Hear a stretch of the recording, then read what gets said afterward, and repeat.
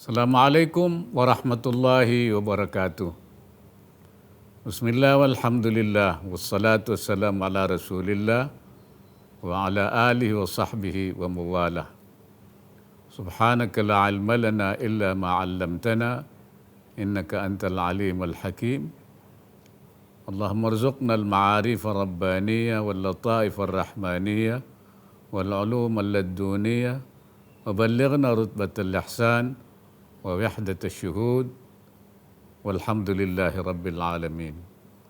Yang terhormat Menteri Koordinator Bidang Politik, Hukum dan Keamanan, Gubernur Bengkulu beserta anggota Forum Koordinasi Pimpinan Daerah Provinsi Bengkulu, Rais Am Idarah Aliyah Jam'iyah Ahli Tariqah Al-Mu'tabarah An-Nahdiyah dan seluruh jajarannya, Mudir Am Idarah Aliyah Jam'iyah Ahli Tariqah Al-Mu'tabarah An-Nahdiyah dan seluruh jajarannya, pengurus Idarah Wusta dan Idarah Syu'biyah Jam'iyah Ahli Tariqah Al-Mu'tabarah An-Nahdiyah seluruh Indonesia, serta para hadirin yang berbahagia.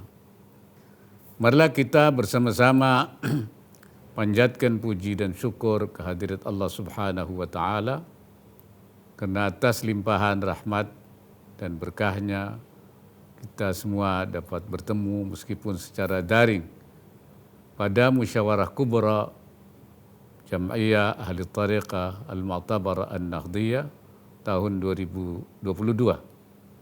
Hadirin yang berbahagia, Jatman merupakan salah satu unsur penting yang meneruskan tradisi syiar Islam di Indonesia melalui gerakan Tariqah dengan menyebarkan dakwah Islam secara sejuk. Esensi tariqah, bagaimana kita ketahui, adalah menyasar pada hati. Hati yang baik akan memberikan dampak baik pada dirinya beserta orang lain, dan sebaliknya bila hatinya jelek akan melahirkan dampak yang tidak baik juga bagi dirinya dan orang lain. Dan Nabi sendiri mengatakan bahwa di dalam tubuh kita, inna fil jasadi mudghah in saluhat saluhal jasadu kulluh wa in fasadat fasadal jasadu kulluh. Bahwa di dalam diri kita itu ada segumpal darah yang kalau baik, baik seluruh tubuhnya, dan kalau jelek, rusak, maka seluruh tubuhnya juga menjadi rusak. Tariqah memang melakukan penekanan pada tasfiyatul qulub atau membersihkan hati dari syirik, baik yang jali maupun syirik yang khafi. Tariqah juga menekankan pada tazkiyatul qulub, atau mensucikan hati dari sifat-sifat yang buruk. Anis sifatil madhmumah. Penekanan pada upaya pembersihan at-tasfiyah dan tazkiyah itu akan menghidupkan hati, akan menghidupkan qalb. Dan tanda hidupnya hati adalah ketika hati bisa mengirimkan alarm atau sinyal untuk meninggalkan, untuk mengingatkan kita pada saat melakukan kesalahan atau meninggalkan ketaatan.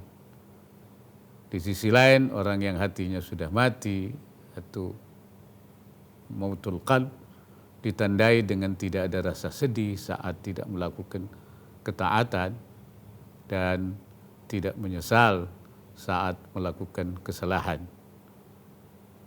Imam Ibnu Athaillah mengatakan min alamati mautil qulb adamul huzni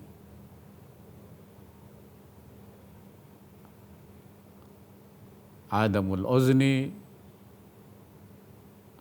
dafatatka al-muwafaqat, dan juga adamun nadam, tarkun nadam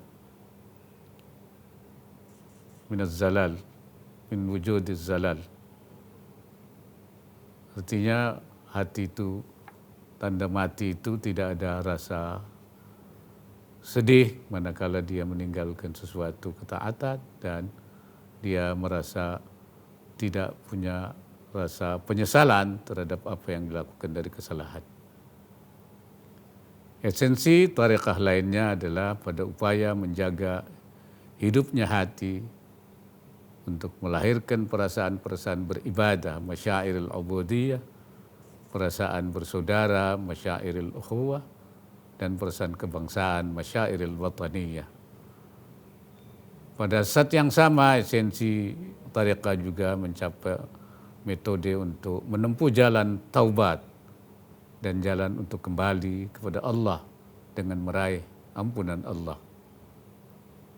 Kita selalu diminta untuk melakukan introspeksi diri, untuk muhasabah mengenai siapa diri kita sebenarnya dan apa tujuan kehidupan ini, serta apa yang sudah kita lakukan. Hadirin yang saya hormati, seperti kita ketahui bahwa manusia mempunyai fitrah imaniyah, naluri keimanan yang sudah ada sejak dalam alamul arwah. Ketika Allah menyatakan, alastu birabbikum, bukankah saya Tuhanmu? Bala syahidna, iya katanya kami menyaksikan. Tapi ketika lahir ke dunia, manusia juga dilengkapi dengan nafsu atau keinginan.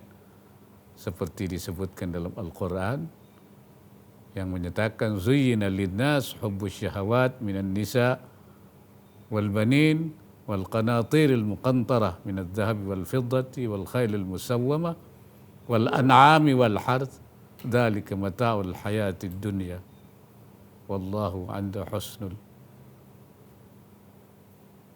maaf. Manusia dihiasi dengan keinginan-keinginan terhadap perempuan-perempuan, anak, harta benda yang bertumpuk dalam bentuk emas dan perak, kuda pilihan, hewan ternak, dan sawah ladang. Itulah kesenangan hidup di dunia, dan di sisi Allah ada tempat kembali yang baik. Keinginan-keinginan itu tidak menjadi masalah sepanjang tidak melampaui batas-batas yang ditentukan oleh Allah. Dan itu juga merupakan ciri manusia, bagian manusia. Namun demikian, tidak jarang manusia itu terlena oleh hawa nafsu dalam mengumpulkan harta itu sehingga melanggar ketentuan Allah. Apalagi manusia itu memiliki sifat lemah. Khuliqal insanu dha'ifa. Manusia dijadikan sebagai makhluk yang lemah dan selalu mendapatkan godaan setan yang sejak awal memang sudah ditentukan untuk senantiasa menggoda manusia. Oleh karena itu, manusia sering terjerumus mengikuti hawa nafsunya, andai kata tidak dijaga oleh Allah melalui pertolongannya, tidak mendapat himayah rabbaniyah.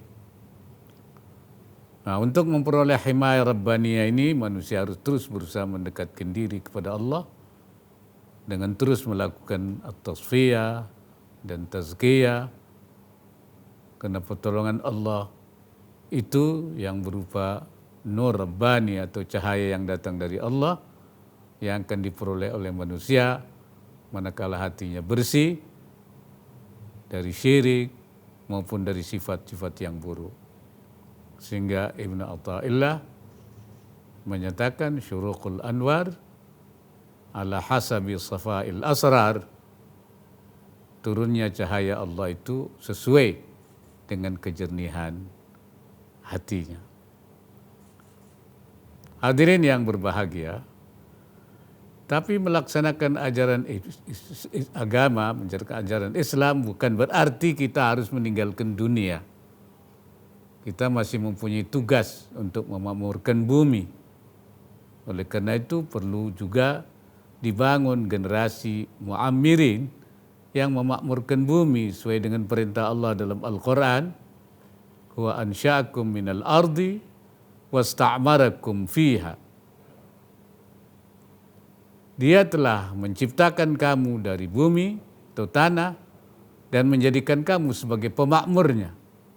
Para ulama menafsirkan kata ista'marakum itu dengan kallafakum fi imaratiha, artinya memberikan tanggung jawab pada kamu untuk memakmurkan bumi.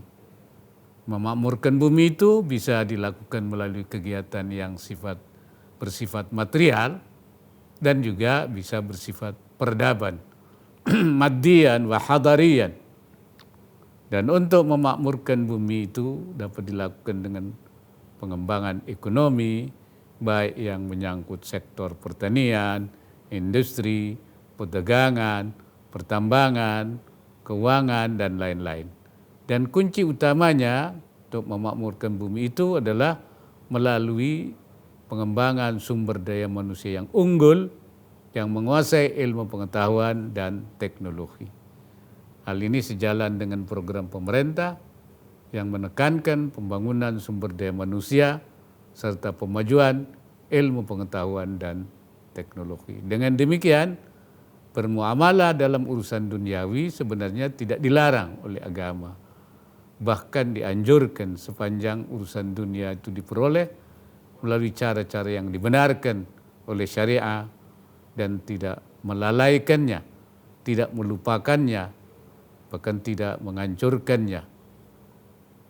La tulhikum wala tunsikum wala tuhlihukum, ya, seperti Allah Subhanahu wa taala berfirman dalam Al-Qur'an, ya ayyuhalladzina amanu la tulhikum amwalukum wa auladukum an dzikrillah.